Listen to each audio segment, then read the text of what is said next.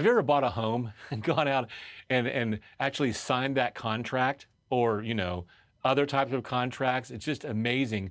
Go open up a checking account right now at a bank and just the loads of paperwork you're going to fill out in that particular contract.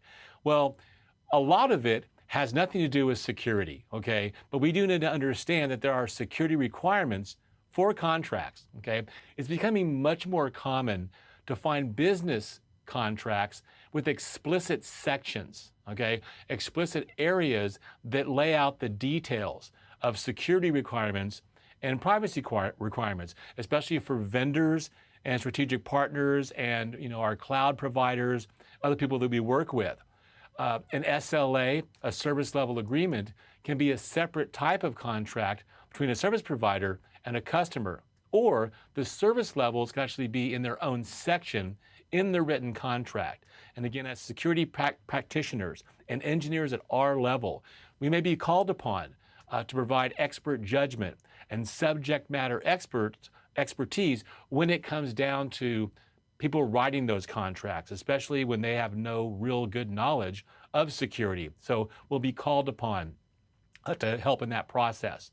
Regardless, there should be written documentation with the security expectations, the requirements, and the demands, and signed by all pertinent parties. Some common contract provisions would be the necessary policies and procedures and practices, okay? Policies, procedures, and practices are all things that are mandated, okay? They're not something you can just, maybe I'll do it, maybe I won't, okay? That's a guideline.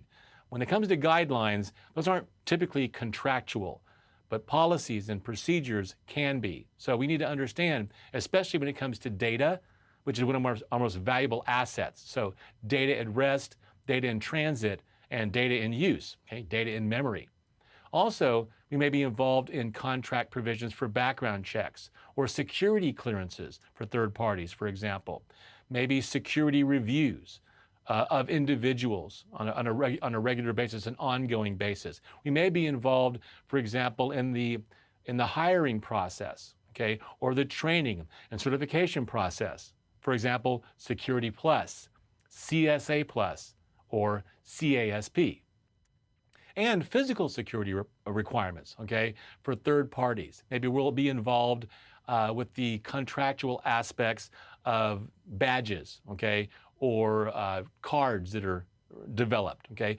Realize that when a visitor comes to your company and you get personal information from them, you give them a temporary badge and you take their picture, that information must be protected, okay.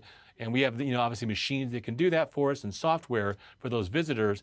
But remember that information, when they give you their driver's license or their passport and you input that information, there are, security and contractual agreements as they sign off on that we have to enforce. And finally, always make sure that you are following any pertinent laws or any pertinent regulations.